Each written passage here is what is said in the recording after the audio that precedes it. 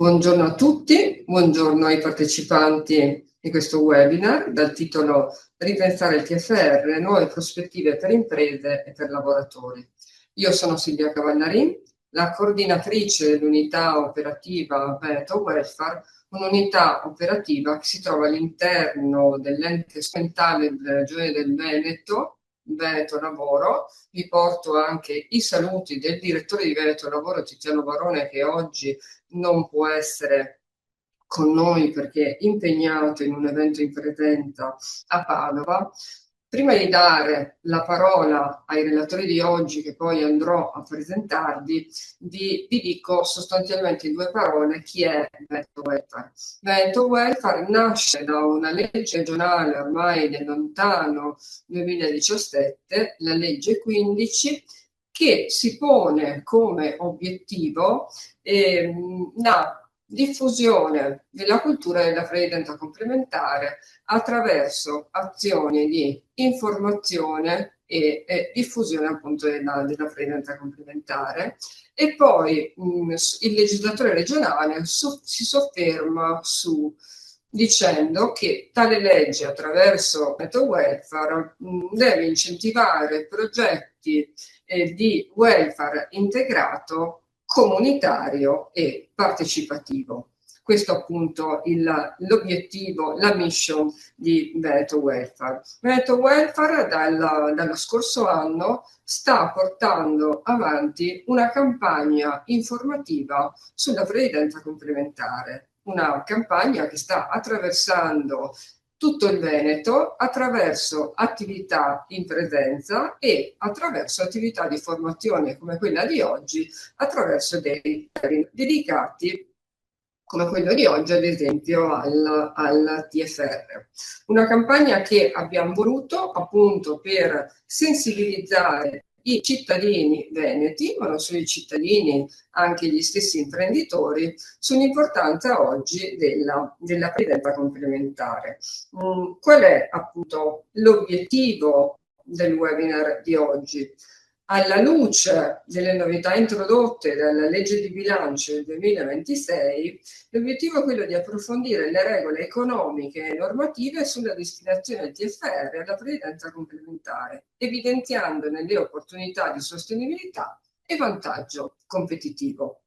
Abbiamo con noi oggi, in questo webinar, tre esperti di calibro nazionale, direi. Allora, inizio a presentarveli. Una è Giulia Sordi, esperta in tema di previdenza complementare e welfare, consulente appunto dell'unità operativa Veneto Welfare. Abbiamo con noi poi Elisa Lupo, che è stata con noi anche a Padova in un evento in presenza rivolto ai giovani, che noi abbiamo appunto durante questa campagna abbiamo introdotto i caffè previdenziali, è stata con noi in presenza a Padova ed è consulente del lavoro e divulgatrice scientifica. E poi abbiamo Claudio Pinna, che è consigliere di amministrazione del gruppo AU, esperto del Sole 24 Ore e autore del libro Oltre lo stipendio. Abbiamo voluto appunto tre persone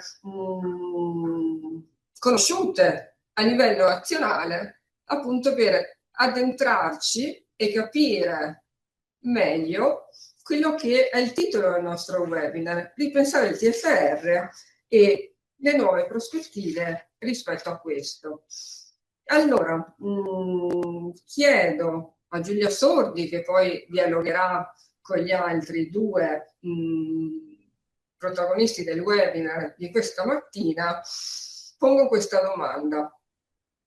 Per inquadrarci meglio il tema appunto della questione del TFR, puoi aiutarci a capire come viene gestito il TFR nelle imprese italiane e quali cambiamenti rilevanti stanno arrivando con la manovra appunto del 2026, in particolare per quanto riguarda il nuovo meccanismo del silenzio assenso e il conferimento del TFR al fondo di tesoreria INPS? Prima di far rispondere a Giulia, alla fine del webinar, poco prima e alla fine, Se ci sono delle domande, chi sta partecipando a un webinar può scrivere appunto nella chat.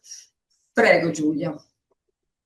Innanzitutto, buongiorno a tutti, grazie ancora per l'invito. Vi chiedo conferma se si vedono le slide. Perfetto, grazie. E come anticipava Silvia, il mio intervento sarà strutturato in due momenti. Il primo, vorrei fornire una panoramica su come oggi viene gestito il TFR in Italia. Mi scuso fin da ora per gli esperti. Probabilmente dirò delle cose un po' abbastanza note, ma fortunatamente le iscrizioni a questo webinar sono sopra le aspettative e quindi abbiamo una platea molto variegata, quindi darò anche un po' l'ABC, ok? Permettendo che i contenuti siano accessibili a tutti. E poi nella seconda parte, giustamente, mi concentrerò sulle novità introdotte dalla legge di bilancio in materia di previdenza complementare, ma non solo, che potrebbero impattare direttamente sulla gestione operativa del TFR a partire dal 2026. Allora, abbiamo detto, scattiamo una fotografia sul TFR attualmente in Italia. Sappiamo che, diciamo, il lavoratore ha sostanzialmente due possibilità con il quale gestire il proprio TFR. Da una parte c'è l'iscrizione alla previdenza complementare, che può avvenire in modo esplicito, mediante la compilazione apposita del modulo di adesione, oppure attraverso il meccanismo dell'adesione tacita.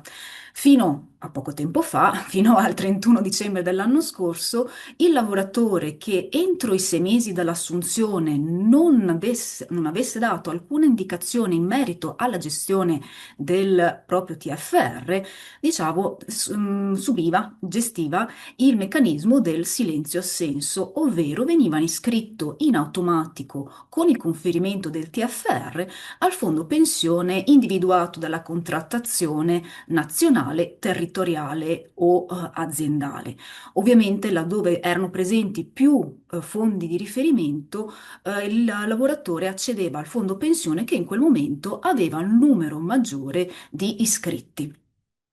Ovviamente, a fianco alla previdenza complementare, rimane la possibilità di mantenere il TFR, il cosiddetto TFR in azienda, anche se dobbiamo essere sinceri, con questa locuzione talvolta si viene a creare un po' di confusione, soprattutto nei non addetti ai lavori, perché spesso non si sa che dal 2007 in poi alcune aziende sono tenute obbligatoriamente a versare il TFR maturando a un ente, a un fondo, che è una branchia dell'INPS e si chiama Fondo di Tesoreria.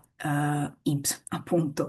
Qual è la discriminante? Le aziende che al 31/12/2006 contavano una media di dipendenti inferiore alle 50 unità avevano la possibilità di mantenere effettivamente il TFR successivo ancora in azienda, mentre le aziende che alla stessa data avevano una media di dipendenti superiori ai 50 lavoratori è scattato, diciamo, l'obbligo di conferimento al fondo di tesoreria INPS.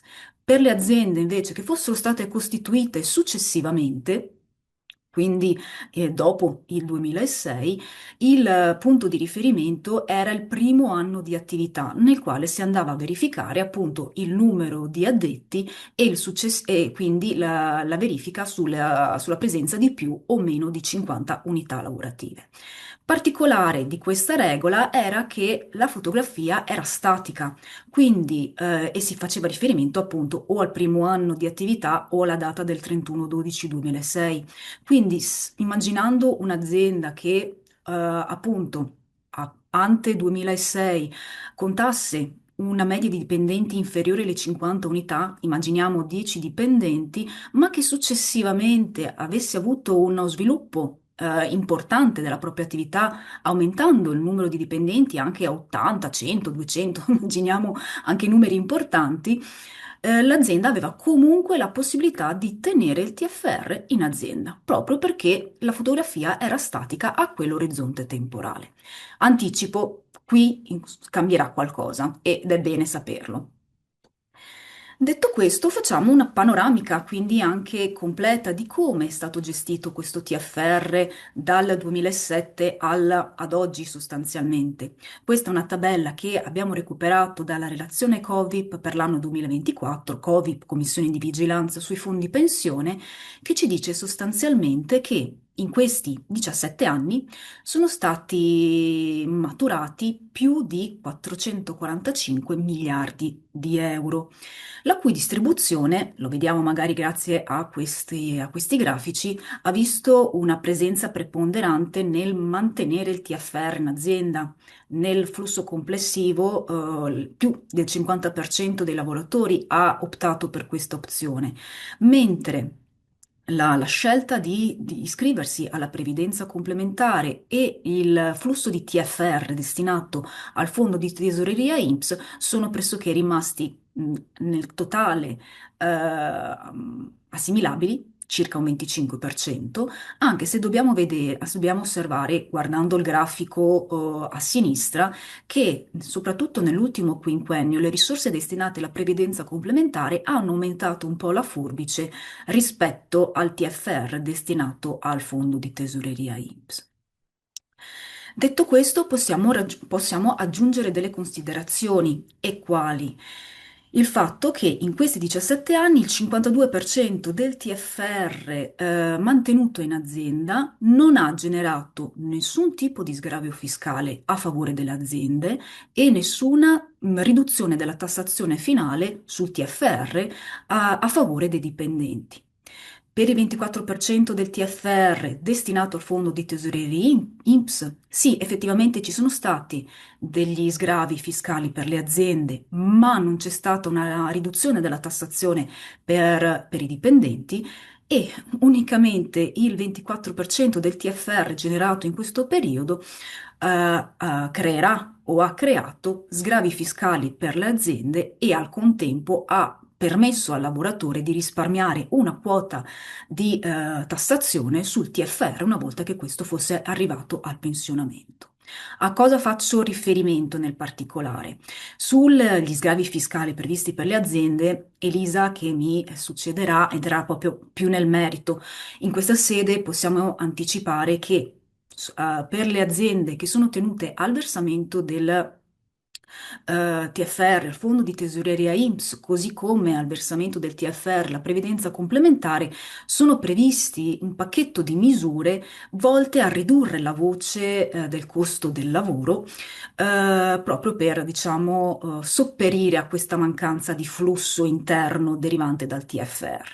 Per quanto riguarda invece la tassazione in capo ai dipendenti, velocemente ci ricordiamo che il lavoratore che lascia il TFR in azienda, così come lo destina al fondo di tesoreria e INPS, è tenuto al pagamento di un'imposta pari all'aliquota media IRPEF degli ultimi 5 anni. Quindi la tassazione è strettamente legata al reddito e oscilla tra un 23 e un intorno del 43%. Aumenta ovviamente all'aumentare del reddito e questa tassazione è prevista in tutti i casi di cessazione del rapporto con l'azienda, dal licenziamento alle dimissioni fino al pensionamento. La tassazione invece del TFR destinata alla previdenza complementare per i dipendenti funziona invece in modo diverso perché non va a guardare il reddito del dipendente, ma va a guardare in particolar modo gli anni di iscrizione alla previdenza complementare. Quindi al pensionamento il dipendente può, diciamo, accedere al proprio risparmio ottenendo un'aliquota agevolata di tassazione massima pari al 15%, che poi in base agli anni di iscrizione va a ridursi perché dopo il 15° anno di anzianità la tassazione si riduce di uno 0,3% ogni singolo anno fino ad arrivare dopo 35 anni di iscrizione all'aliquota minima del 9%. Quindi in particolar modo nel lungo periodo e in un importo di TFR abbastanza importante, la differenza di tassazione può effettivamente fare una certa differenza, soprattutto per il lavoratore. Detto questo, chiudo la panoramica appunto sulla gestione ad oggi del TFR, concentrandomi sulle novità previste dalla manovra 2026, che hanno, diciamo, attraversato tre canali principali. Il primo, scusate, torno indietro perché non vedevo più la mia slide. La nuova legge di bilancio prevede e prevederà un aumento delle aziende tenute al conferimento obbligatorio del TFR al fondo di tesoreria INPS. In che modo? Innanzitutto cambia un po' il paradigma rispetto alla verifica del numero di dipendenti. Se infatti abbiamo visto che in passato era sufficiente fare la fotografia al 31/12/2006 oppure al primo anno di attività dell'azienda, da partire dal 2026 la verifica sarà fatta con riferimento all'anno solare precedente. Quindi già da quest'anno si andrà a verificare il numero medio di dipendenti al 2025. Con la specifica poi che nel biennio 2026-2027 il numero di dipendenti che determinerà il passaggio eventualmente al fondo di tesoreria INPS del TFR sarà una media superiore alle 60 unità. Successivamente, dal 2028 al 2031, si torna al riferimento dimensionale delle 50 unità, ma attenzione che poi a partire dal 2032 si cambia ulteriormente e la soglia si abbassa, coinvolgendo anche le aziende che nell'anno solare precedente contavano, una media di dipendenti, superiore ai 40 addetti. Quindi, auspicabilmente, tenendo conto anche della, diciamo, taglia media delle nostre aziende, ci sarà un aumento delle imprese che saranno, coinvolte in questo nuovo processo e quindi poi nel conferimento delle disponibilità del TFR al fondo di tesoreria. Un nuovo aspetto si apre poi sulla gestione dei neoassunti, ma in particolar modo sui neoassunti di prima occupazione, cioè quei lavoratori che a partire dal 2026 inizieranno la loro prima attività lavorativa. Cosa prevede la legge di bilancio? Prevede sostanzialmente una sorta di iscrizione automatica per questi dipendenti ai fondi pensione individuati dalla contrattazione,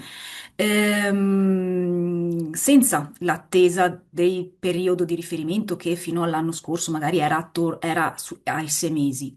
Immediatamente il dipendente viene iscritto e il lavoratore ha la possibilità di fare una revoca, di revocare questa opzione andando a indicare eventualmente un altro fondo pensione o decidendo di tenere il TFR in azienda, andando a indicarlo direttamente al datore di lavoro. Quindi qua ci sarà anche una gestione in più da parte delle aziende di questa, diciamo, di questo passaggio di intenti. Inoltre, se con il meccanismo del silenzio assenso a cui eravamo sempre abituati, quello che veniva versato al fondo di riferimento era unicamente il TFR maturando, con la nuova manovra per i lavoratori di prima occupazione e non solo, scattano tutte e tre le principali fonti individuate dalla contrattazione. Quindi abbiamo il TFR, il contributo minimo a carico del lavoratore e soprattutto il contributo datoriale previsto dai contratti. Cambia anche l'allocazione delle risorse. Se infatti in passato il lavoratore che veniva iscritto tacitamente alla previdenza complementare veniva inserito nel comparto di default, veniva detto così, che corrispondeva al comparto che poteva garantire un rendimento comparabile alla rivalutazione del TFR o avesse comunque un determinato livello di garanzia sottostante, la legge di bilancio cambia completamente questo paradigma introducendo la destinazione delle risorse nei comparti con un profilo cosiddetto life cycle, quindi orientato più a collocare il lavoratore nei comparti che più si adattano alla sua età, alla loro età e al loro orizzonte temporale, al pensionamento, andando così magari a gestire in modo un pochettino più dinamico il rapporto rischio e rendimento atteso. Infine, vengono introdotti degli importanti obblighi informativi in capo al lavoratore che dovrà offrire all'iscritto una panoramica più completa rispetto al passato delle opzioni a sua disposizione, qualora ovviamente intervenisse l'iscrizione automatica al fondo pensione di riferimento. La legge di bilancio interviene poi anche per i lavoratori di non prima occupazione, quindi immaginiamo appunto un neoassunto che però avesse già una propria carriera avviata e valutasse il cambio del datore di lavoro. Anche per lui cambia riferimento temporale per presentare le sue indicazioni relativamente alla gestione del TFR. Non c'è più il riferimento ai 6 mesi, il lavoratore deve comunicare come gestire il proprio TFR nei limiti dei 60 giorni. Rimane confermata per il datore di lavoro, quindi il passaggio di chiedere al lavoratore eh, come vuole gestire queste risorse, fornire le informazioni con riferimento al fondo pensione contrattualmente previsto e ovviamente verificare che non ci siano altri fondi pensione aperti, generalmente sempre attraverso la compilazione del TFR2, ma vedremo cosa ci dirà in tal senso Covip e eventualmente l'INPS.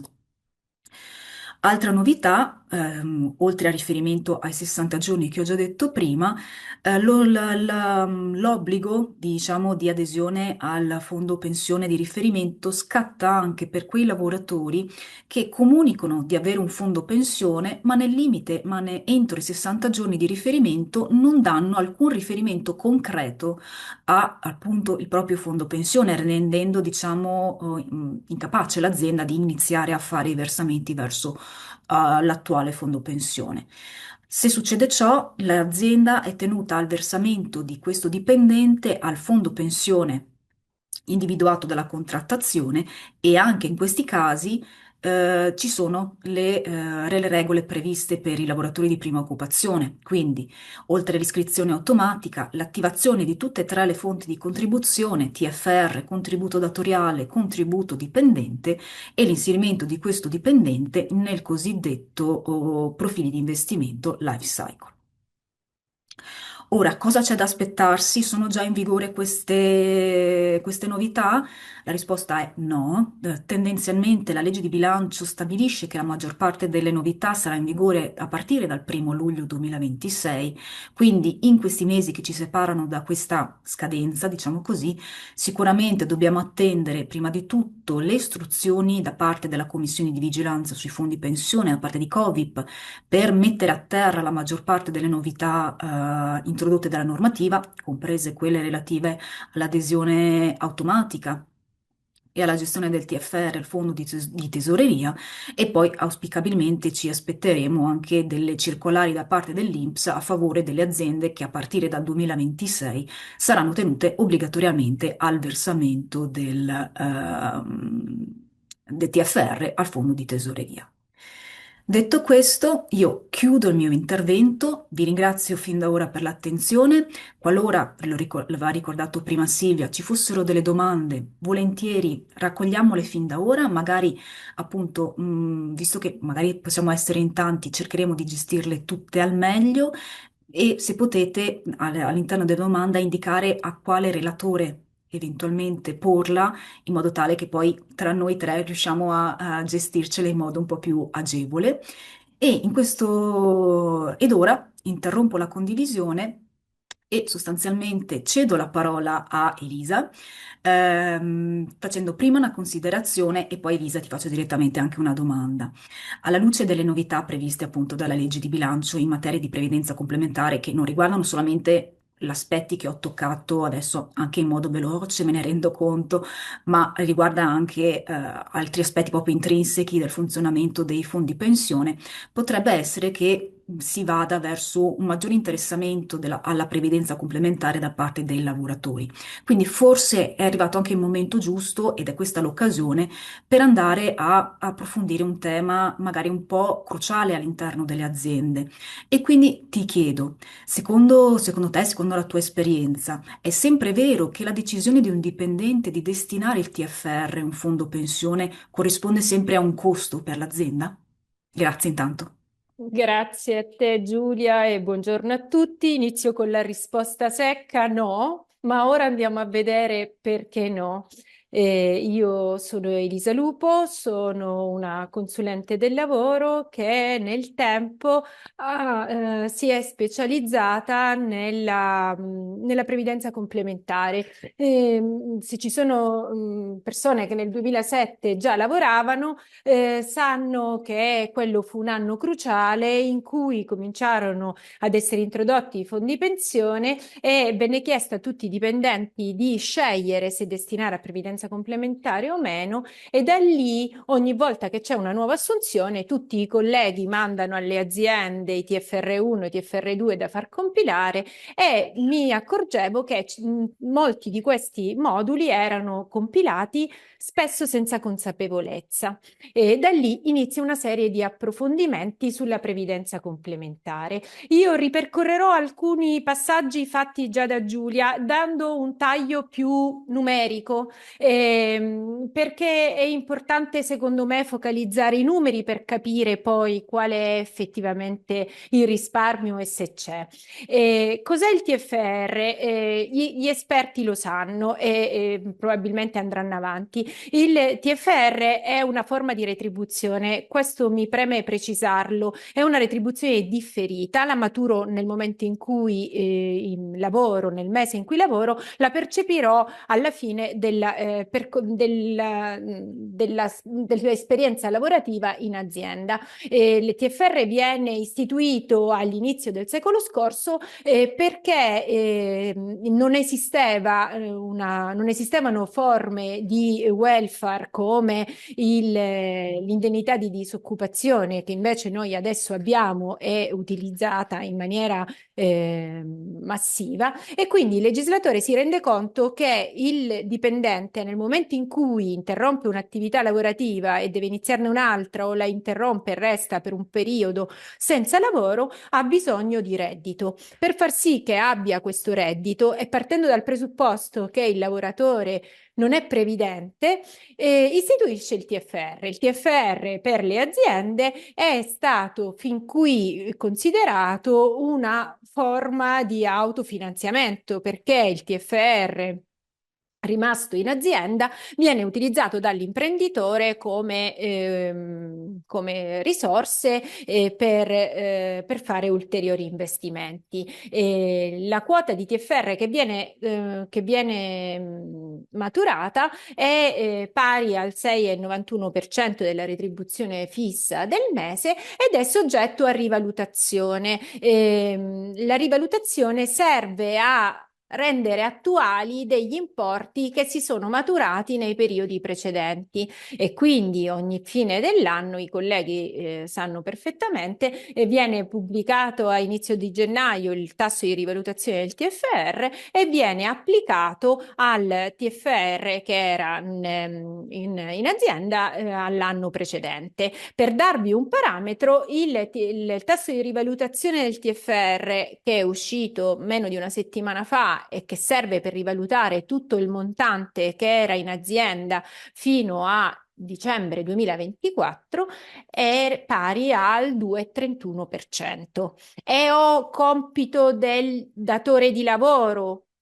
caricarsi l'onere della rivalutazione, perché il legislatore parte dal presupposto che nel frattempo il datore di lavoro ha utilizzato quelle risorse, le ha avute in pancia, le ha avute in bilancio e le ha potute utilizzare. Quindi cominciamo a sfatare il primo mito. Non è vero che il TFR è un finanziamento a costo zero. L'imprenditore paga quel finanziamento, e se vediamo le rivalutazioni degli ultimi anni, il tasso di rivalutazione è collegato all'inflazione. All'aumentare dell'inflazione il tasso aumenta e per certi versi potrebbe essere anche maggiore di quello che ci fa un istituto di credito. Andiamo avanti. La destinazione del TFR, in base a dove lo destino, io sto seguendo due scopi. Se il TFR lo lascio in azienda o viene trasferito in tesoreria, come ci spiegava Giulia prima, io sto perseguendo uno scopo di liquidità, perché quelle somme saranno disponibili sotto forma di a credito in conto corrente, le potrò utilizzare a mio piacimento. Se invece io destino il TFR a previdenza complementare, sto costruendo una pensione. Badate bene, il nostro sistema previdenziale è in cambiamento da più di 30 anni. La prima legge che introduce il cambio di calcolo della pensione da retributivo a contributivo risale a Dini e siamo alla metà degli anni 90 e anche se facciamo finta di non rendercene conto perché utilizziamo per le nostre decisioni delle scorciatoie mentali che ci portano a vedere l'oggi e non il futuro, il sistema è cambiato e la pensione pubblica sarà sempre più insufficiente a garantire il mantenimento del tenore di vita che si aveva fino a quando si lavorava. Quindi il fatto di destinare il TFR a previdenza complementare, cioè quello che sta cercando di fare il legislatore è cambiare la natura del TFR, spostando da un obiettivo che era quello del legislatore dell'inizio dello secolo scorso di fornire liquidità all'obiettivo di creare una pensione complementare e di farlo in maniera passatemi il termine, meno impattante per il lavoratore e comunque automatica, perché se io destino il TFR, il mio TFR a previdenza complementare, questo andrà in automatico e dal punto di vista del lavoratore non ci saranno ulteriori incombenze. Le novità del 2026, come ci diceva Giulia, sono fondamentalmente in 2 step. Subito si parte col trasferimento del TFR a tesoreria. I colleghi che sono in ascolto sanno che aspettiamo aggiornamenti dei software, stiamo cercando di informare gli imprenditori che ci sarà questo nuovo flusso di cassa che esce.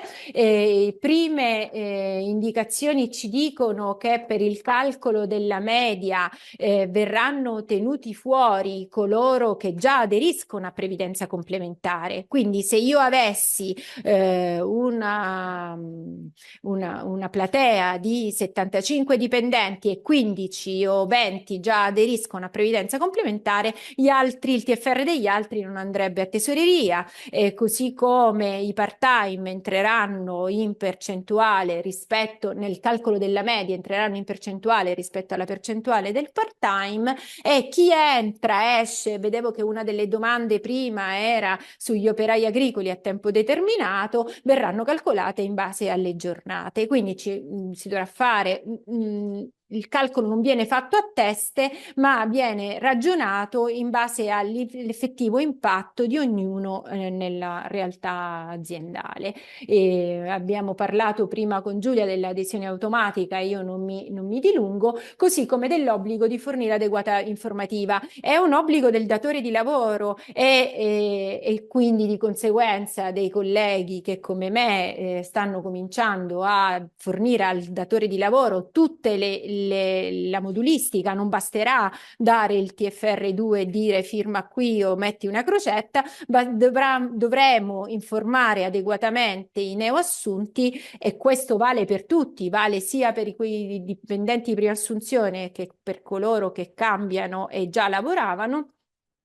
Un'adeguata informativa su qual è il fondo di categoria, quali sono le percentuali e quali sono le tempistiche che bisogna rispettare. Andiamo alla previdenza complementare. Di cosa stiamo parlando? La previdenza complementare si articola in 3 strade. Allora, esistono i fondi chiusi, che sono quelli di cui abbiamo parlato fino adesso, che riceveranno il TFR tacito, e sono i fondi di categoria. Sono istituiti, o i fondi territoriali e aziendali, sono istituiti in ambito contrattuale e possono aderire a quei fondi soltanto i dipendenti a cui si applica quel contratto o che vivono in un determinato territorio. Penso al Fondo Solidarietà Veneto, che è una una delle realtà del Veneto più consolidate e con ottimi risultati, a cui possono far confluire il TFR i propri dipendenti. Al fondo chiuso, in base a quello che stabilisce il contratto, si contribuisce sia col TFR sia con una contribuzione a carico del dipendente e del datore di lavoro. Accanto ai fondi chiusi esistono i fondi aperti e i PIP. I PIP sono dei fondi gestiti dalle assicurazioni. E ai fondi aperti e ai PIP si può destinare solo il TFR. Non c'è una contribuzione stabilita per legge, quindi se il dipendente vuole aggiungere al TFR una contribuzione autonoma lo può fare, non potrà aspettarsi che lo stesso faccia il datore di lavoro. L'ordine in cui li vedete è l'ordine di costo crescente. I fondi negoziali, i fondi chiusi sono dei fondi che mediamente hanno dei costi inferiori, i costi di gestione, a cui che vanno ad erodere il capitale accantonato perché servono all'investitore per investire, e i fondi aperti un po' di più, i PIP possiamo dire che in maniera per grandi numeri sono quelli che hanno dei costi di gestione più elevati. Parlava Giulia poco fa dei vantaggi fiscali e contributivi che si hanno nel destinare, che l'azienda ha nel far sì che i dipendenti destinino il loro TFR a previdenza complementare. Ora li esploderemo uno ad uno e serviranno a darci contezza di numeri, di cosa stiamo parlando. Allora, la prima è la deduzione. Le imprese, l'ammontare del TFR che viene trasferito annualmente a previdenza complementare genera una deduzione aggiuntiva che è pari al 4% di questo ammontare. Quindi l'imprenditore, la deduzione. Allora, le deduzioni del reddito d'impresa sono quegli oneri che abbattono il reddito su cui l'imprenditore paga poi l'imposta sul reddito d'impresa. Quindi avere una base imponibile più bassa determina delle tasse inferiori. Questa deduzione non è presente se io ho il TFR residente in azienda. Altro sconto è l'esonero del contributo al fondo di garanzia. All'interno di INPS esiste un fondo di garanzia TFR che è diverso dal fondo di tesoreria di cui parlava Giulia. Il fondo di tesoreria è un grosso salvadanaio che contiene i TFR delle persone, dei dipendenti per cui è stato trasferito e che si occupa di rivalutarlo. Il fondo di garanzia TFR invece ha il compito di fungere da salvagente qualora l'imprenditore non riesca ad assolvere al pagamento del TFR perché va in fallimento o in concordato, il dipendente potrà richiedere che al fondo di garanzia che quel TFR gli venga erogato dal fondo stesso. Quindi è un modo per evitare che quella retribuzione che è stata maturata mese per mese e che aveva semplicemente l'erogazione differita ma non la competenza differita non venga persa dai dipendenti. È chiaro che se il TFR non sta all'interno dell'azienda perché è andato a previdenza complementare, il datore di lavoro non dovrà alimentare non dovrà versare la contribuzione per questo fondo di garanzia che è pari allo 0,20%. Questa percentuale, per dare un'idea, sta dentro al cumulone che ogni mese si versa all'INPS con l'F24. Se avete dipendenti, lo sapete,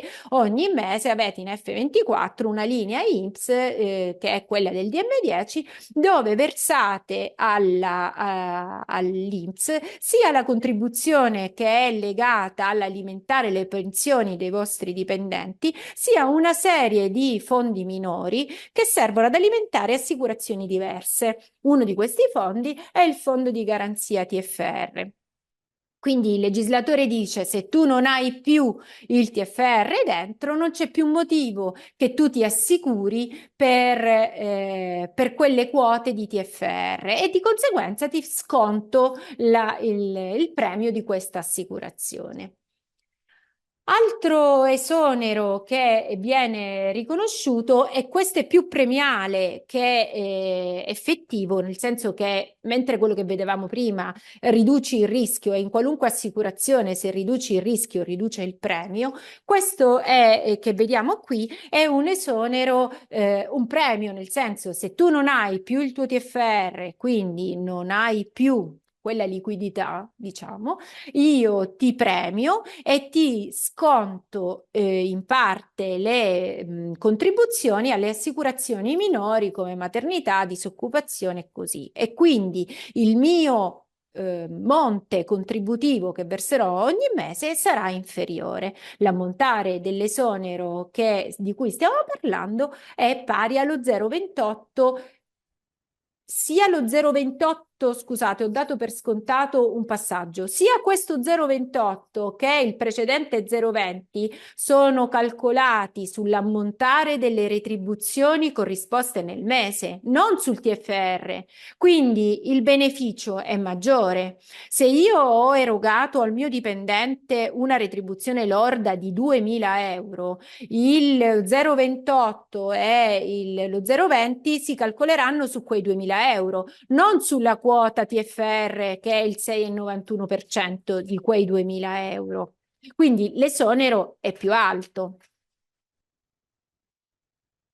In più si eliminano i costi di accantonamento della rivalutazione. Se io non ho il TFR in azienda, non mi dovrò nemmeno occupare, non avrò l'onere di rivalutarlo e quindi non avrò questo costo aggiuntivo. Se lo ho in previdenza complementare, proprio non me ne occupo. Non è un problema mio. Se sono andati a tesoreria, dovrò di fatto calcolarlo e poi recuperarlo dai contributi che verso, ma di fatto non rimane più un costo in carico dell'azienda. Alla fine, tutti questi sgravi e agevolazioni fiscali e contributive di cui abbiamo visto prima hanno un beneficio maggiore del costo che l'azienda sosterrebbe se partecipasse col contributo datoriale alla previdenza complementare di categoria. Quindi, riagganciandoci alla prima slide, se il mio dipendente destina il suo TFR alla previdenza complementare di categoria e mette dentro la propria contribuzione, io datore di lavoro devo mettere la mia parte.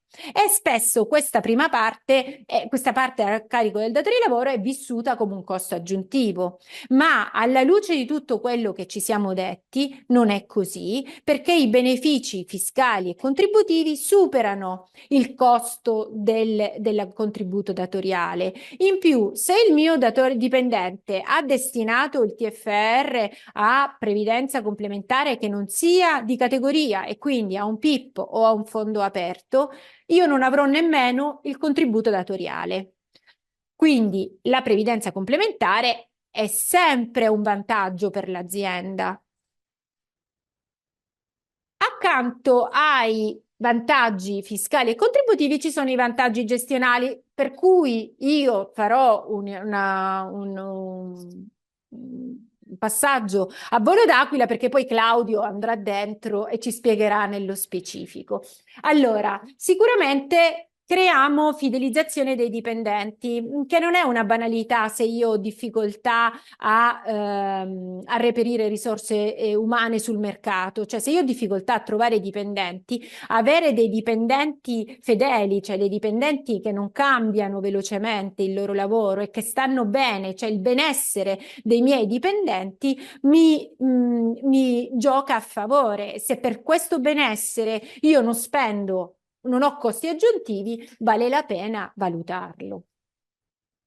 Ho una semplificazione amministrativa, vedevamo prima, non mi devo occupare della rivalutazione del TFR, non mi devo occupare del calcolo della tassazione. Chi di voi ha avuto dipendenti per lungo periodo sa che erogare il TFR al fine del rapporto di lavoro, un TFR sostanzioso, è un problema per l'imprenditore, significa togliere delle risorse importanti dal flusso ordinario. Non abbiamo il problema della tassazione. Torno ai colleghi che ci sentono, agli imprenditori che hanno passato da poco questa esperienza. La tassazione che il datore di lavoro fa sul TFR è una tassazione provvisoria, perché poi Agenzia delle Entrate ha tempo per ricalcolare la tassazione su una media degli ultimi 5 anni. Quando ci sono delle differenze tra le due imposte, e può essere, è sistematico che il dipendente torna dal datore di lavoro e gli dice: ah, mi hai sbagliato la tassazione sul TFR, e questo non è vero. E questo non si verifica se il TFR a quel punto non lo gestisco più internamente, ma lo gestisco esternamente. In più, la previdenza complementare è un potente strumento di welfare. Con le novità normative, l'abbassamento dell'aliquota dei premi di produttività e i premi di risultato, è aumentata la stipula di accordi di premi di risultato che permettono all'imprenditore di erogare dei premi con delle tassazioni agevolate. Quando si fa un accordo di questo genere, spesso si inserisce la possibilità per il dipendente di convertire quel premio in welfare, e tra gli strumenti che può scegliere per la conversione in welfare c'è la previdenza complementare. Ricordate che se un dipendente decide di trasferire, di convertire il proprio premio in welfare, beneficerà della tassazione agevolata anche dopo, perché una delle obiezioni è: ok, ma se io li prendo adesso come premio, pago oggi l'1% di tasse, se io li converto vanno a finire in un gran cumulone, e quindi, come ci spiegava Giulia, scusami, nella migliore delle ipotesi avrò una tassazione del 9%. Non è vero, perché i colleghi sanno, nel momento in cui si fa la distinta, se quello è frutto di una conversione, va esposto a parte, e il fondo di previdenza lo tasserà in fase di erogazione in maniera differenziata. La previdenza complementare può anche essere parte di un piano di welfare, e il datore di lavoro può decidere di contribuire alla previdenza complementare in misura superiore a quella che stabilisce il contratto collettivo. Allora, io spero di avere fatto un overview il più veloce e completa possibile, e ti ripasso la parola, Giulia. Grazie mille Elisa, da parte mia cristallina la presentazione. Ho fatto anch'io dei conteggi appunto su quanto poteva corrispondere percentualmente il peso delle misure compensative su un costo del TFR. Ovvio, varia da azienda a azienda, da RAL del dipendente, da anche la stabilità di quel dipendente all'interno dell'azienda in termini di anni di anzianità, ma possiamo dire che in un esempio standard il ritorno fiscale potrebbe rappresentare anche un 20-24% sul costo del TFR. Quindi Assolutamente. sicuramente un elemento su cui ragionare con il singolo imprenditore e poi a livello sistemico, perché effettivamente ti cambia un po' i numeri sul bilancio, in questo senso. Assolutamente. Grazie. E passo quindi la parola a Claudio. Ciao, benvenuto, grazie ancora per essere qui con Giulia, grazie noi. di avermi invitato, veramente grazie a tutti. E nulla, vorremmo sfruttare un po' la tua esperienza, un po' trasversale tra i vari campi. Oggi abbiamo parlato un po' delle future sfide contabili e operative che le aziende dovranno affrontare nel 2026, ma appunto dal tuo punto di vista, oltre a quello che abbiamo magari raccontato io e Elisa, quali sono le sfide per l'anno e non solo che le aziende si troveranno ad affrontare nel futuro? Grazie Giulia, grazie a tutti, buongiorno a tutti. Allora, io, come diceva anche prima Elisa, veramente mi focalizzo anche sulle modalità di gestione delle risorse umane, delle criticità che in questo momento ci abbiamo nella gestione proprio dei nostri colleghi. E per introdurre un po' l'argomento, non ho slide, a me piace raccontare le cose e quindi, però se avete domande, chiaramente alla fine fatele senza problemi. Vi racconto un po' di dati che a mio giudizio sono rilevanti per inquadrare per bene il contesto all'interno del quale ci muoviamo in questo momento e con ogni probabilità ci muoveremo in futuro. Allora, parto un po' dal numero dei nostri cittadini, dei nostri colleghi. La popolazione che è presente in questo momento in Italia, 59 milioni. Si stima che nel corso dei prossimi 20-25 anni noi avremo una riduzione della nostra popolazione di 4 milioni, quindi 4 milioni in meno, 4 milioni in meno che si tramuteranno, ancora non sono chiare tutte quante le proiezioni, ma che si tramuteranno in una riduzione dei lavoratori che sono disponibili sul mercato di 1-2 milioni di persone, 1-2 milioni di persone che troveremo in meno sul mercato. Com'è che noi in questo momento ci stiamo comportando nei confronti dei nostri lavoratori? Innanzitutto c'è un dato che mi aveva un po' incuriosito e impressionato sotto certi aspetti, che è stato appena dato qualche giorno fa dal governatore della Banca d'Italia, il dottor Panetta, presidente Panetta, che dice che noi ai nostri laureati, un laureato in Germania guadagna l'80% in più dei nostri laureati qui in Italia. Onestamente mi sembrava un dato interessante. Poi siamo in Veneto, la Germania non è particolarmente distante, magari un neolaureato ci pensa un attimo se rimanere in Italia o andare fuori, e tanti neolaureati nostri, tanti giovani laureati nostri e non solo laureati vanno all'estero perché sono remunerati di meno. Questo dato si accompagna anche a un altro dato che è relativo all'occupazione, alla percentuale di occupazione delle persone che hanno più di 55 anni di età, quindi quelle che sono un pochino più in là, diciamo più esperte, poi insomma bisogna sempre vedere, che è passato diciamo dagli anni scorsi a circa il 50% a oltre il 60%, e le proiezioni dicono che crescerà ulteriormente, quindi le persone che sono più di 55 anni percentualmente più rimangono sul mercato del lavoro, e questo principalmente, vabbè, magari vogliono rimanere sul mercato del lavoro, non lo metto in dubbio, ma secondo me la maggior parte di questa motivazione che porta a questo incremento è dovuta al fatto che le riforme dell'INPS, che come prima diceva Elisa, se non sbaglio, sono partite ormai da illo tempore e cominciano a avere impatti, in particolar modo nelle ultime che abbiamo emanato.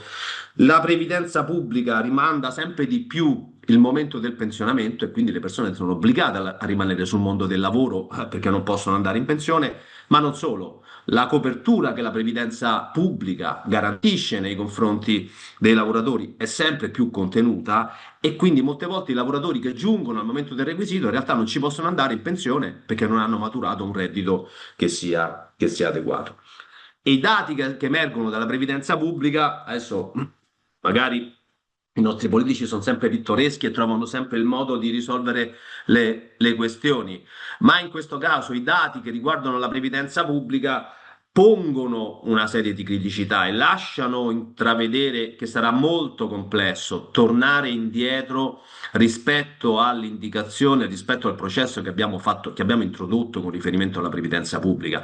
Quindi questo processo graduale, dove i requisiti diventano sempre più stringenti e dove l'entità della prestazione garantita è sempre più contenuta, e vedo difficile che possa essere rimessa in dubbio, perché se guardiamo un attimo i dati che riguardano il debito pubblico è superiore al 130% del nostro PIL, la spesa pensionistica, ma adesso previdenza e assistenza, ma tanto pure se è assistenza bisogna pagarla l'assistenza che abbiamo promesso, è superiore al 16% sempre del PIL, tutti valori che sono ben più elevati rispetto ai valori che possono vantare un po' i paesi che ci contornano, con i quali ci confrontiamo. E non solo, ultimo ma non ultimo, non ci dimentichiamo che il nostro sistema pensionistico è finanziato sulla base del sistema della ripartizione. Il sistema della ripartizione che stabilisce che domani sostanzialmente a noi le pensioni ce le pagheranno i futuri lavoratori, cioè pagheremo le prestazioni a noi sulla base delle contribuzioni che verseranno i futuri lavoratori. Allora, se ritorniamo al numero che dicevamo prima, già ci saranno 2 milioni in meno di persone, noi siamo molti di più e quindi quel rapporto tra numero di lavoratori rispetto al numero delle persone in attività, il numero di pensionati rispetto al numero dei lavoratori in attività di servizio va sempre più verso un valore che non dico che il sistema alla fine andrà a ramengo, perché il sistema non andrà a ramengo, ma che il sistema dovrà essere monitorato e che insomma tante promesse fatte in passato possano essere ripetute anche in futuro, lo vedo molto molto molto complicato. Detto questo, secondo me questo contesto pone per le aziende due problematiche e le problematiche sono da una parte com'è in un contesto in cui le risorse saranno sempre meno, ma le risorse intendo, dico, numeri di potenziali di candidati saranno sempre di meno, e com'è che facciamo noi ad attirare, a trattenere le persone delle quali ci abbiamo bisogno? Adesso li chiamiamo talenti, poi magari non c'è neanche bisogno di tanti talenti, qui servono proprio le persone molte volte, no? Quindi com'è che noi attiriamo, in particolar modo i giovani, no? Com'è che noi attiriamo all'interno delle nostre aziende i giovani in particolar modo, ma in generale i talenti, li attiriamo e li tratteniamo, quindi questo è un primo tema. E il secondo tema è come gestiamo tutta questa popolazione di persone in là con il tempo, che in passato, bene o male a quell'età, andavano già in pensione e secondo me culturalmente quelle persone ce l'hanno ancora in mente sotto certi aspetti, che gli dispiace in alcuni casi chiaramente, poi qui tutto ormai diventa personalizzato, ma che nella loro mente loro ci avevano in testa che magari a quell'età sarebbero andati in pensione e adesso non ci possono andare, vuoi perché non hanno raggiunto il requisito e vuoi perché non hanno maturato un risparmio adeguato. Ecco, come trattiamo all'interno delle nostre realtà queste persone che sono in là La previdenza a tal fine può essere utile ed è questo un po' dov'è che volevo arrivare fondamentalmente. La previdenza, per gestire queste due problematiche, trattenere e attrarre i talenti e gestire queste persone prossime al pensionamento, la previdenza può essere utile? Sì, ed è questo un po' il tema della storia che volevo un po' raccontarvi. Può essere assolutamente utile, e questo anche sulla base dell'esperienza che altri paesi a livello industrializzato, che già da tempo si trovano in questa situazione, perché noi ci arriviamo adesso perché siamo partiti da una copertura dell'INPS clamorosamente più elevata che poi abbiamo deciso di ridurre, ma in altri paesi la copertura della previdenza pubblica non è mai stata così elevata, quindi quei paesi da sempre si trovano in una situazione in cui noi adesso cominciamo a stare, no? E quindi possiamo prendere un po' dell'esperienza che è stata fatta in quei paesi e riportarla qui. Poi tutto quello che fanno gli altri paesi da noi molte volte non funziona, però alcune cose, alcuni spunti li possiamo prendere. Cominciamo con i giovani, ma com'è che facciamo a tirare queste cose? Adesso, in generale, sulla base di tante analisi, studi e via dicendo che sono stati fatti, ai giovani interessano chiaramente i soldi, adesso rispetto all'80%, caspita, cioè, c'è poco da... bisogna impegnarsi per bene, perché è chiaro che mette l'80% è l'80%, in più, no? Quasi il doppio dello stipendio fuori, vabbè. Ma ai giovani interessa lo stipendio, per carità, interessa a tutti lo stipendio, ma non interessa solamente lo stipendio, interessa anche il contesto all'interno del quale il giovane si trova, all'interno del quale la società lo mette. E che cos'è che gli interessa? Sempre questo da tutte le analisi che sono state fatte ultimamente. Gli interessano un paio di cose. Gli interessa innanzitutto che sia riconosciuto il merito. Cioè, quindi voglio essere coinvolto, voglio essere proposto, faccio le cose, mi impegno, ma se poi arrivo, il merito in maniera molto trasparente deve essere riconosciuto, in maniera oggettiva deve essere riconosciuto, non perché la persona è più vicino a quello, a quell'altro, quello amico di quello, di quell'altro, noi lo premiamo o non lo premiamo, no. Quello va riconosciuto attraverso un processo formale diciamo, previsto all'interno dell'azienda che premia effettivamente il raggiungimento del risultato. Non solo, gli interessa di stare in un contesto dove comunque gli aspetti sociali sono interessanti, dove l'impatto sociale, l'impatto benefit, una società benefit sia un contesto nell'ambito del quale questi valori siano sentiti e non non sia un contesto dove l'aggressività, diciamo, i modi un po' così, diciamo, pittoreschi pure questi da parte dei imprenditori, manager e via dicendo vengono attuati. Gli interessa sostanzialmente, io dico, essere coccolati. Prima parlavamo di benessere, Elisabetta, ed è assolutamente, io dico coccolato, cioè bisogna che l'azienda, l'organizzazione dia l'idea che in aggiunta ai soldi, per carità, c'è qualcos'altro, cioè che io ti sento come persona, capisco quali sono le tue necessità e seguo le tue necessità e ti aiuto a risolvere. In quest'ottica i programmi di welfare in generale sono assolutamente un punto importante. Poi per carità c'è il problema di come li comunichiamo questi programmi, perché molte volte la presenza di questi programmi, la presenza anche della stessa previdenza non è ben percepita, ma non è perché è percepita, perché noi li comunichiamo male. Quindi magari noi gli stiamo offrendo tante cose in questo ambito che però i nostri colleghi non comprendono. E affiancare il lavoratore giovane in un processo dove io ti seguo su altre cose, ma anche sulla previdenza, dove io ti seguo in maniera tale che io ti coinvolgo in un processo dove la previdenza diventa sostenibile. Quando parlo di previdenza sostenibile dico dove la previdenza non è solamente che io ti verso il tot per cento perché lo stabilisce il contratto e lo mando al fondo pensione, quel che è. No, diventa un processo dove io ti aiuto ad arrivare al momento del pensionamento con un reddito pensionistico, con un risparmio pensionistico che sia in linea con le tue esigenze. Tu sei giovane, sarai in un contesto completamente diverso. Dimentica quello che succedeva in passato alle generazioni che ci hanno preceduto, che lavori per 40 anni e ti porti a casa l'80% dell'ultima retribuzione. Non sarà più così. Tu molto probabilmente lavorerai più di 40 anni e porterai a casa, un miracolo se porti a casa il 50-60% dell'ultima retribuzione. Quindi hai bisogno che io come azienda ti sostenga, ti aiuti a monitorare il tuo percorso previdenziale, la tua pianificazione previdenziale, in maniera tale che se tu vuoi andare in pensione con un reddito adeguato all'età in cui puoi andare in pensione, tu ci arrivi lì, perché io ti aiuto, ti do gli strumenti che ti servono per appunto monitorare la tua situazione pensionistica. Se tu vuoi andare in pensione prima del requisito perché non vuoi arrivare a lavorare fino a 70 anni e domani anche oltre, io ti aiuto a pianificarti un risparmio che magari domani ti aiuta a prenderti la rita adeguata. La rita è quella rendita che si può prendere prima dei 5 anni al momento del pensionamento di vecchiaia dai fondi pensione e che consente alle persone sostanzialmente di anticipare il momento del pensionamento rispetto ai requisiti che stabilisce la previdenza pubblica, no? Quindi io ti aiuto, se quello è il tuo obiettivo, a pianificare per bene diciamo, quel tuo obiettivo.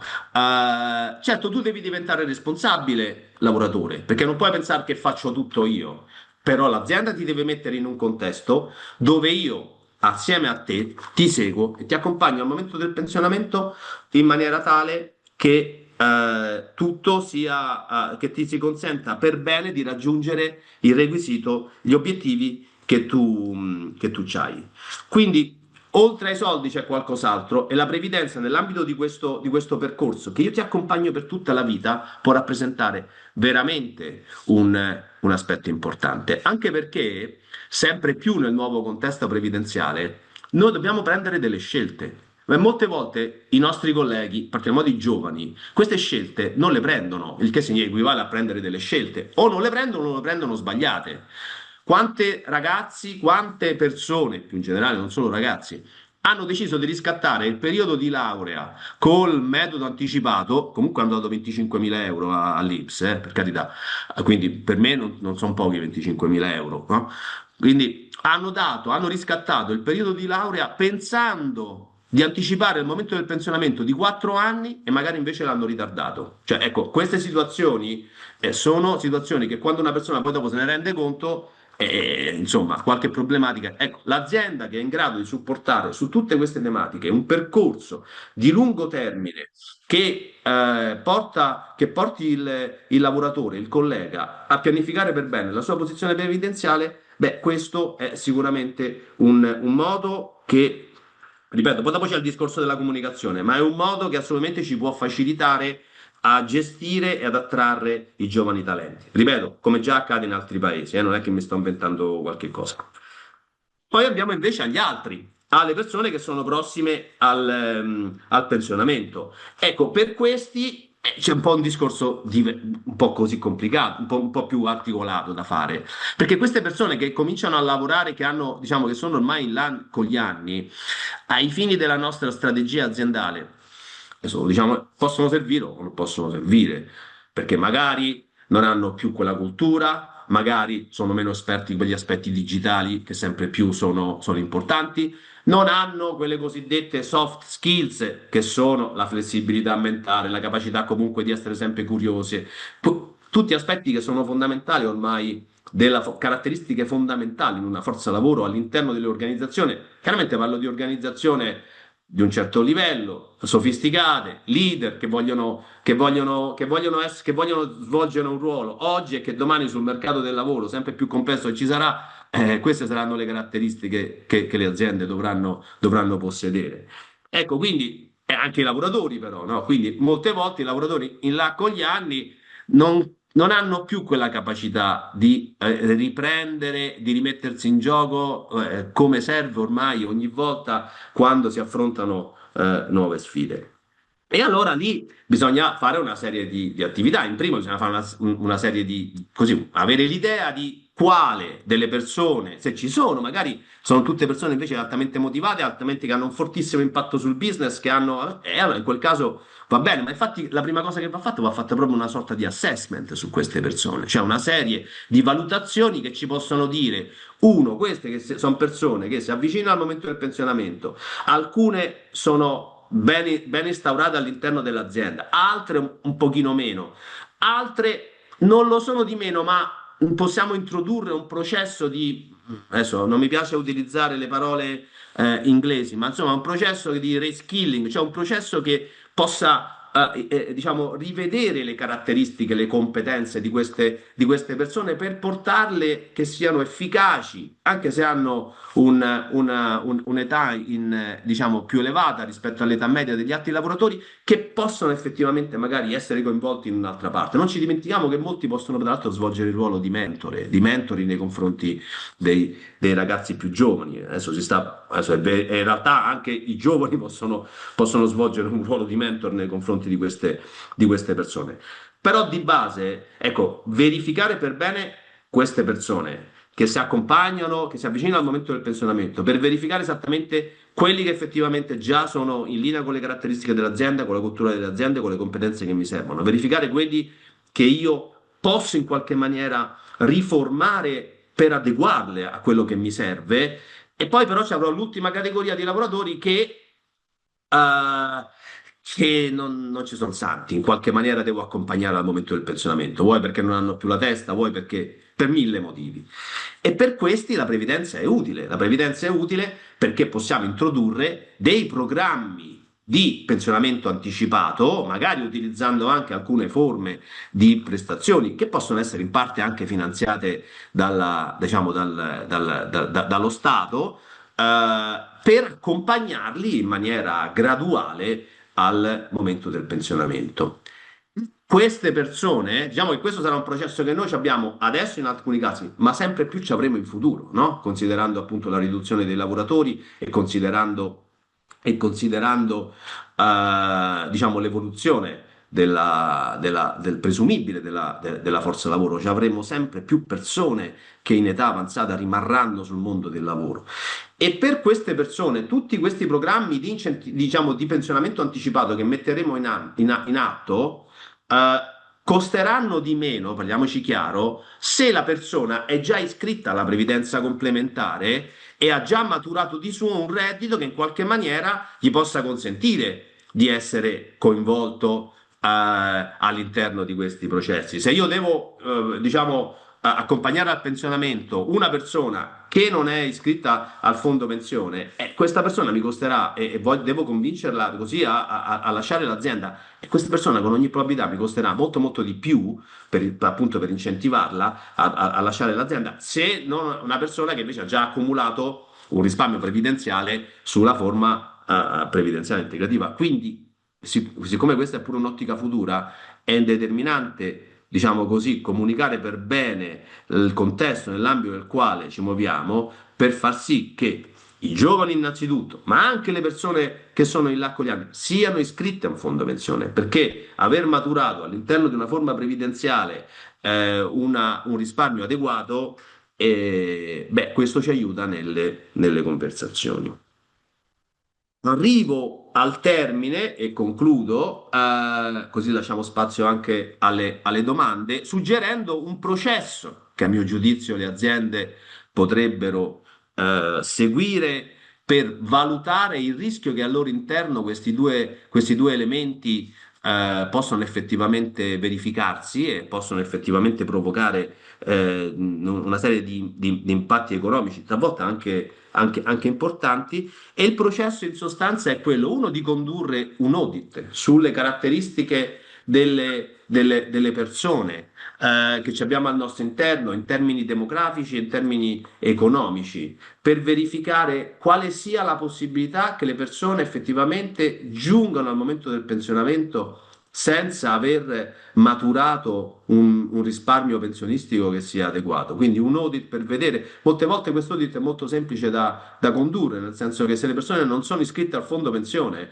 molto probabilmente ci avranno difficoltà ad arrivare al momento del pensionamento con un reddito che sia così adeguato. E quindi se queste persone non arrivano al momento del pensionamento con un reddito adeguato, poi il discorso che facevamo prima, è molto, diciamo, probabile che le persone rimarranno in azienda, che le persone invecchieranno in azienda, e che l'invecchiamento della forza lavoro produca impatti negativi economici sull'azienda stessa, in termini di costo del lavoro, in termini di produttività, in termini di tutto quello che dicevamo prima, competenze che non sono più lì e via dicendo. Quindi fare un audit e poi cercare, anche alla luce, la legge di bilancio tra l'altro ci aiuta, perché la legge di bilancio introduce degli obblighi formativi, introduce tutta una serie di persone, introduce anche un concetto che fino a ieri aveva portato i lavoratori a non iscriversi ai fondi pensione. Io non mi iscrivo al fondo pensione perché il TFR me lo porto via sotto forma di capitale, e invece il fondo pensione devo prenderlo bene o male sotto forma di rendita alla fine. Questa scusa è stata tolta dalla legge di bilancio. Le prestazioni ormai, cioè parliamoci chiaro, se uno si vuole portare via tutto il capitale che ha maturato dal fondo pensione, trova il modo, fondamentalmente trova il modo in maniera clamorosamente fiscalmente efficace, no? Il 15% e 9% che dicevamo prima, rispetto a una media che va dal 30 al 40%, lo sta a rappresentare. Poi bisogna vedere che ci facciamo con questo capitale che i lavoratori con tanta ansia vogliono portare a casa, no? Perché magari ci prendiamo le obbligazioni, adesso dico Banca Etruria, avrei potuto prendere banca, e poi dopo ci troviamo in una situazione molto molto complessa, quindi bisogna essere pure bravi a saper gestire queste cose. Però in questo momento la norma l'ha tolta completamente questa scusa dei lavoratori, quindi le persone si possono iscrivere con tranquillità, e se vogliono riportarsi a casa, ripeto, bisogna stare attenti poi dopo a quello che ci facciamo con questi soldini, lo possono fare senza problemi. Quindi un audit, e scusate se mi sono divagato, ma ogni tanto mi vengono in mente anche altri pensieri. Quindi bisogna fare un audit sostanzialmente per vedere qual è il rischio che effettivamente io ho una popolazione che si invecchia e che non potrà in pensione. Vogliamo fare dei momenti di educazione, sia finanziaria sia previdenziale, anche lì con quello che ci chiede di fare la legge di bilancio, magari tarandoli sulle posizioni che maggiormente sono più a rischio. penso alle persone che guadagnano un pochino di più, penso alle donne, penso ai giovani. A ognuno bisogna arrivare in maniera diversa con questa, con l'educazione e con e la comunicazione, perché ciascuno ha bisogno di un approccio diverso.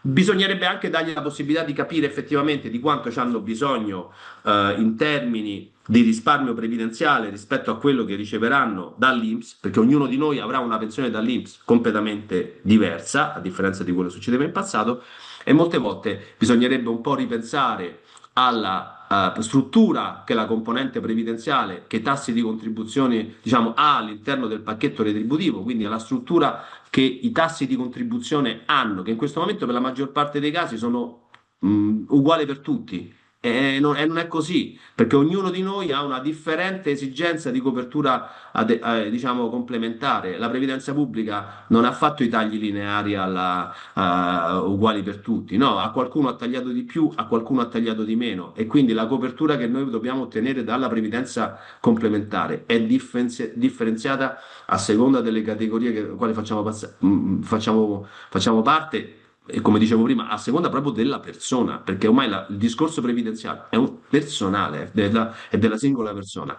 E quindi prevedere una appropriata diciamo, struttura contributiva che consenta a tutti di raggiungere gli obiettivi e che non prevede esclusivamente il contributo da parte aziendale, perché il lavoratore pure ci deve mettere del suo, penso, è una riflessione su questi temi, penso che possa essere proprio il punto di partenza per, diciamo, introdurre e cercare di gestire al meglio queste due tematiche che avevo detto all'inizio, giovani e persone in là con gli anni prossimi al pensionamento. Grazie. Grazie Claudio, tantissimi spunti che tra l'altro molto concreti, nel senso che proprio recentemente ho letto un'analisi che solo nella provincia di Treviso, qui di fianco a noi, è circa 80.000 le persone ricercate che non trovano, diciamo, di cui le aziende necessitano, ma che al momento non riescono a trovare nella forza del lavoro. E il ragionamento legato al lavoratore sempre più in azienda e meno in pensione si riscontra anche qui con le indicazioni previste in legge di bilancio che in materia di previdenza pubblica hanno già stabilito a partire dal 2027 l'incremento dei requisiti pensionistici di un mese e a partire dal 2028 si arriva direttamente a 3 mesi in più. Quindi sostanzialmente per la pensione di vecchiaia parliamo già ormai di 67 anni e 3 mesi e per È l'anticipata, costato se un vuoi- miliardo questa roba, eh? esatto, Ci è costato un miliardo, esatto. quindi un miliardo per far sta ritardo di un anno. Insomma, vabbè, se poi dopo. Sì, Però per dire considerazioni. quanto ci è costato e quanto sarà complesso tornare indietro da queste riforme. Molto probabilmente non sarà possibile e quindi quella tendenza ormai che ci abbiamo appunto all'incremento dei requisiti e alla riduzione della prestazione sarà sempre così e sarà sempre la previdenza complementare a dover svolgere, a dover coprire quel gap che la previdenza pubblica sempre più andrà ad individuare. Esattamente, ormai è stato sdoganato il meccanismo di adeguamento all'aspettativa di vita, a meno di grandi sconvolgimenti, non è auspicabile, non è stimabile che venga bloccato, tant'è che anch'io stessa, se ora è bloccato, i simulatori dell'INPS sono in aggiornamento, ma fino a tempo fa facevo la simulazione, la pensione di vecchiaia a me non veniva mai fuori 67 anni, sono una classe 87, mi veniva già fuori 69 anni e tot mesi, quindi ormai ai noi il percorso è tracciato. Allora, innanzitutto grazie sia a te che a Elisa Noi e ancora. colgo l'occasione per ricordare che sfruttiamo gli ultimi 10-15 minuti che abbiamo a disposizione eventualmente per recuperare le domande che sono state fatte durante i nostri interventi, se ce ne sono altri volentieri, e ricordo che la registrazione dell'evento e le slide che abbiamo messo a disposizione saranno poi pubblicate nei prossimi giorni all'interno del sito di Previdentemente, che è il sito dedicato e creato da Veneto Welfare proprio con l'obiettivo di divulgare e mettere a disposizione informazioni e formazione sulla previdenza complementare. Detto questo, vado a recuperare un po' in ordine cronologico le domande. Allora, Elisa, una parte delle domande sono quelle relative appunto alla definizione del numero di dipendenti oltre il quale, diciamo, scatta l'obbligo di tesoreria al diversamento del TFR al fondo di tesoreria INPS. In parte abbiamo già risposto, se sei d'accordo ne prendo una esemplificativa in modo tale che magari approfondiamo un po' il tema a partire da quella domanda. E che l'avevo trovata, eccolo qui. Un utente chiede dal 1 gennaio 2026 per le aziende che rispettano il requisito dimensionale di 60 dipendenti, il TFR va in tesoreria per la quota maturata dal 1 gennaio 2026 o anche per il pregresso? Solo il maturando, il pregresso sarebbe cattiveria tutto insieme, solo il maturando. E, e vedevo che anche altri utenti avevano a cuore il calcolo della media. Per adesso, in attesa di disposizioni INPS, di circolari INPS, si fa riferimento alla circolare 70-2007, che è stata quella che ha permesso di calcolare la media quando le aziende dovevano avere più di 50 dipendenti al 31/12/2006. Quindi, in attesa di altre circolari, quello che si sta prendendo a riferimento è quella. Perfetto. Un'altra domanda chiede, nel conteggio appunto sempre dei lavoratori, sono compresi anche i soci delle cooperative? E qua ti chiedo conferma, la discriminante forse è legata al fatto che sia un socio lavoratore o un Appunto. socio autonomo? Assolutamente. Se il lavoratore è quindi assimilabile al lavoratore dipendente, sì. Però anche su questo stiamo andando per somiglianze, non per disposizioni esplicite da parte di Certo. INPS. Sì, diciamo che come anticipavamo, bisognerà attendere appunto qualche indicazione un po' più puntuale anche di istruzioni operative in questo senso. Altra domanda, nel caso in cui la retribuzione per previsione del contratto nazionale è giornaliera e comprensiva anche della quota di TFR, c'è obbligo da parte dell'azienda di scorporare la quota e versarla al fondo di tesoreria? Allora, probabilmente si fa riferimento ai lavoratori extra.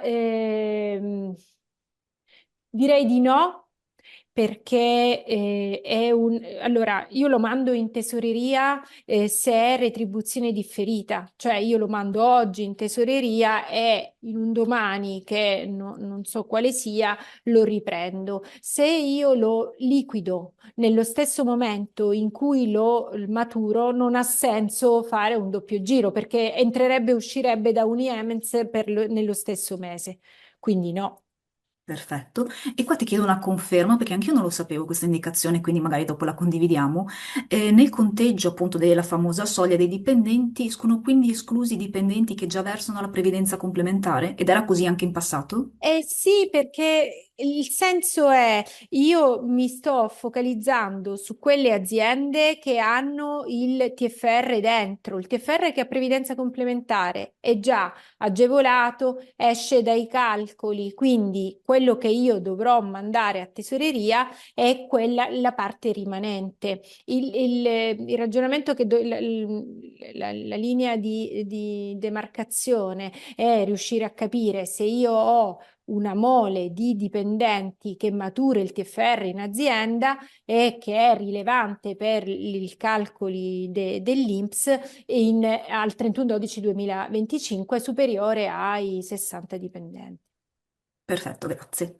E una domanda sulle misure compensative, ovvero sul Mm. pacchetto di sgravi fiscali. L'esonero dal reddito d'impresa, dunque, è dello 0,20 più 0,28 o lo 0,28 è già la somma? Mi sembra di aver intuito che sono le due versioni separate. Sì, no, è un esonero contributivo, non è un Ah, esonero dal reddito d'impresa, è un esonero contributivo e si sommano 0,20 più 0,28. perfetto. 0,20 per il fondo di garanzia e 0,28 per le altre misure. E qui c'è proprio una domanda un po' più specifica. La deduzione solamente per i redditi d'impresa e non sul Sì, reddito professionale? sì. Perfetto. Non ho, questo qua magari la condividiamo insieme. Mhm. Non ho capito bene quale sarebbe la tassazione del TFR destinato ai fondi come opzione dell'attività welfare.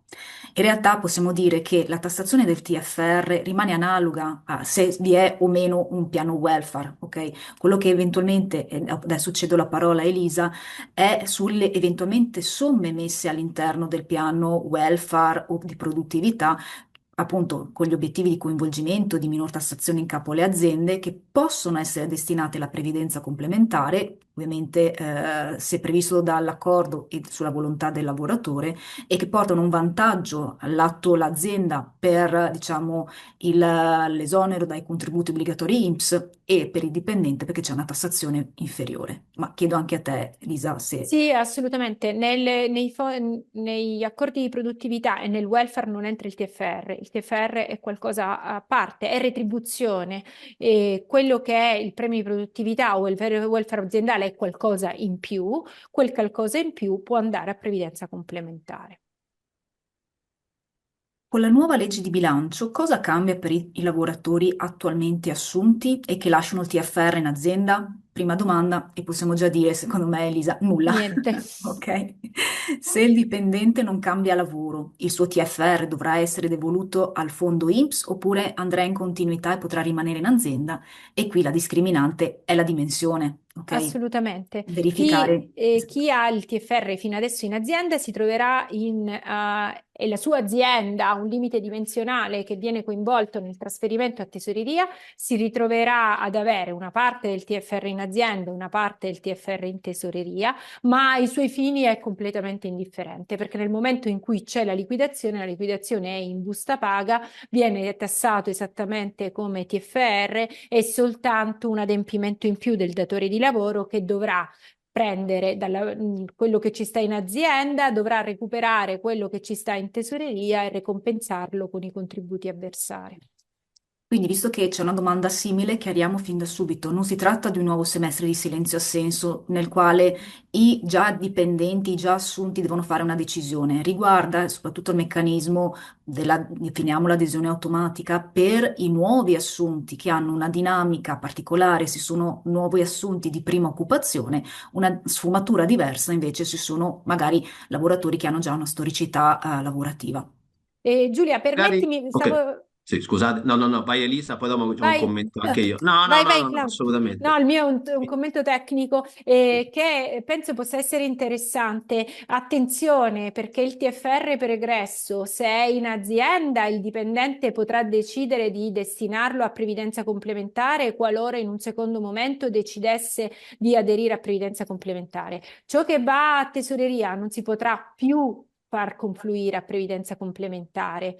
Cioè, se io oggi, fino ad oggi, ho maturato il TFR e l'ho ottenuto in azienda, dal 1° gennaio 2026 la mia azienda ha un limite dimensionale tale per cui il mio TFR maturando viene trasferito a tesoreria e io a novembre di quest'anno decido di aderire a previdenza complementare potrò far confluire il TFR che maturerà da novembre in poi e tutto il TFR che è stato fino al 31/12 in azienda. La finestra in cui il TFR è andato a tesoreria non potrà essere coinvolta da trasferimento pregresso a previdenza complementare.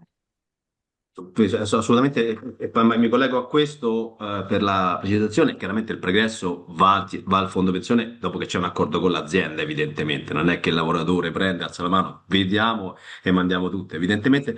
Ma l'altra cosa che magari può cambiare per i lavoratori attuali, magari quelli che sono già iscritti a un fondo pensione, è questa storia della portabilità del contributo aziendale, cioè nel senso che se c'è un lavoratore che da 2 anni è iscritto a un fondo pensione, in quel caso può decidere, e questo un po' di confusione può darla sia ai lavoratori sia alle aziende, può decidere di portare la sua posizione in un altro fondo pensione e da quel momento in poi non solo avrà diritto, non solo chiaramente ha la possibilità di trasportare, di spostare tutta la posizione previdenziale, ma ha anche la possibilità di farsi versare alla nuova forma pensionistica anche il contributo aziendale.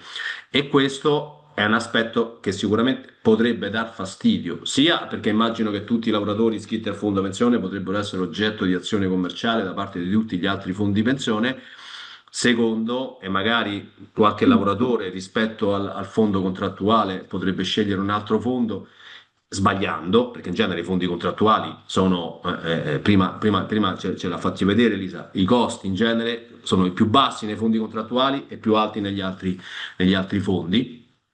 E secondo, l'azienda si potrebbe trovare un po' in difficoltà perché mentre prima tutti i versamenti contributivi erano destinati in un unico fondo pensione, se diversi lavoratori si avvalgono di questa facoltà e cominciano a versare TFR e roba varia ad altri, e anche il contributo aziendale a altri fondi pensione, diciamo, tutta questa una serie di complicazioni amministrative potrebbero esserci. Quindi lì penso che possa essere utile completare l'educazione finanziaria, l'educazione previdenziale delle persone andando a dire ragazzi attenzione che i fondi pensione in genere si scelgono in questa maniera, attenzione che magari bisogna che la cosa va assolutamente valutata per bene perché il fondo contrattuale è un fondo di livello, punto.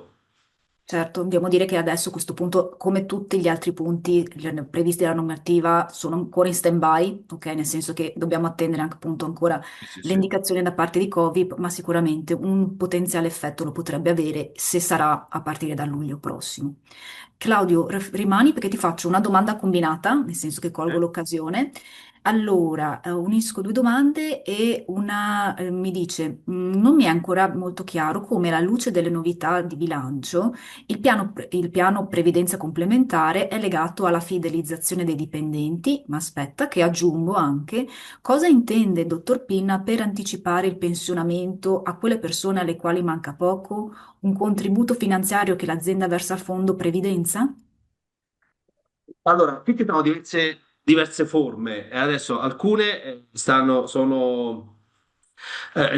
veramente bisogna trovare sempre le modalità più adeguate, no? Nel senso che, allora, io dico sempre che se la persona si iscrive alla previdenza per tempo è sempre meglio. Poi se arriva lì e bisogna in qualche maniera riorganizzarlo, e bisogna cominciare a fare qualche ragionamento anche sul tempo che distacca le aziende dal momento del pensionamento.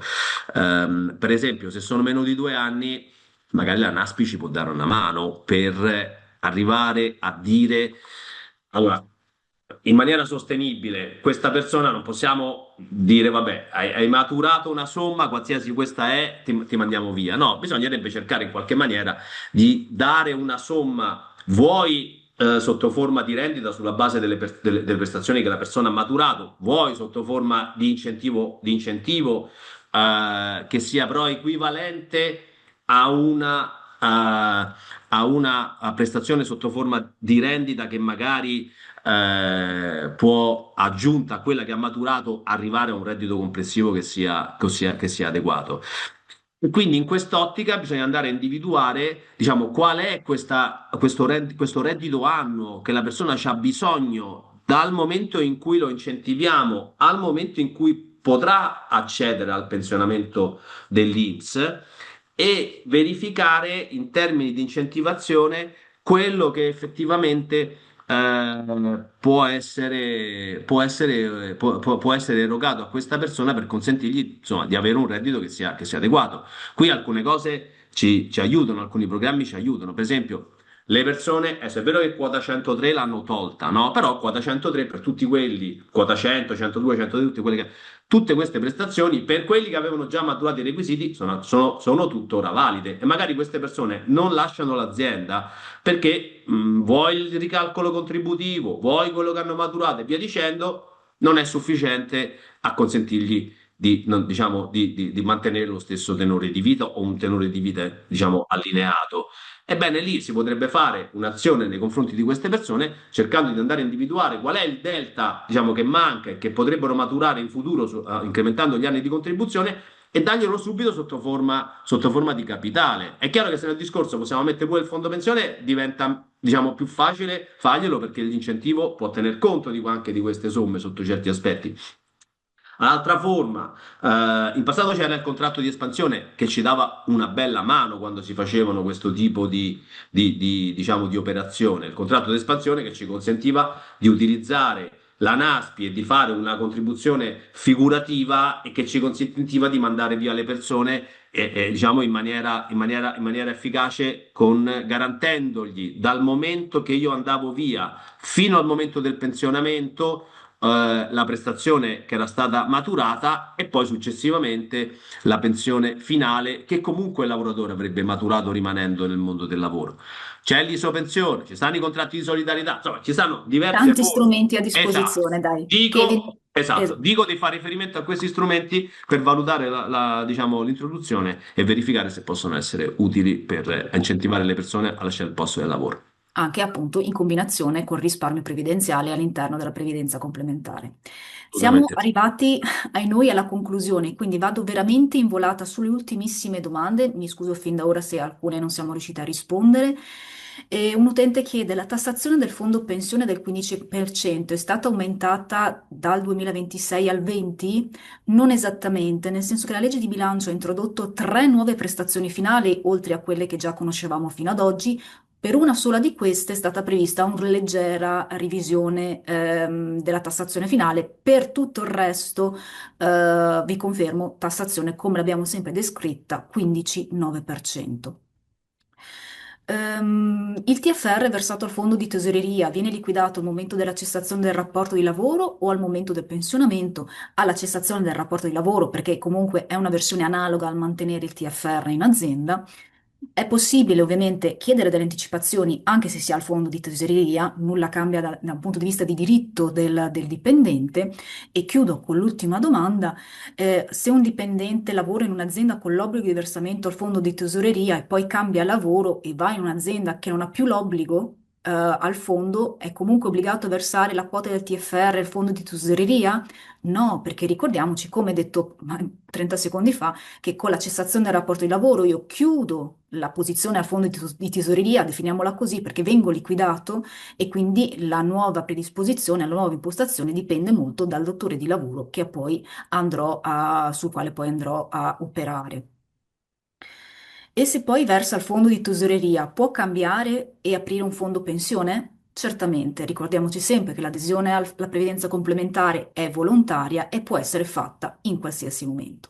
La cosa che non si può fare è il viaggio contrario, quindi iscriversi alla previdenza complementare e in costanza di rapporto di lavoro decidere di poi tornare con il TFR in azienda, fermo restando che la previdenza complementare prevede il riscatto della posizione in presenza di inoccupazione. In quel caso, se si chiude il fondo, il lavoratore ha di nuovo la palla in mano e può decidere cosa fare del proprio futuro previdenziale. Detto questo, vi ringrazio veramente anche per l'interazione, penso che sia stato stimolante anche un po' per tutti noi relatori e nulla, penso di passare la palla a Silvia per i saluti finali. Grazie a tutti i relatori, grazie a chi ha partecipato. L'invito è a seguirci sul sito Previdentemente e a seguire appunto la campagna informativa della Regione del Veneto che è in corso nel nostro territorio veneto. Il 18 febbraio saremo a Vicenza in presenza presso il caffè Garibaldi per un caffè previdenziale, un incontro rivolto appunto agli imprenditori per capire il valore della previdenza complementare. Grazie e buona continuazione di giornata a tutti. Buongiorno a tutti. Arrivederci.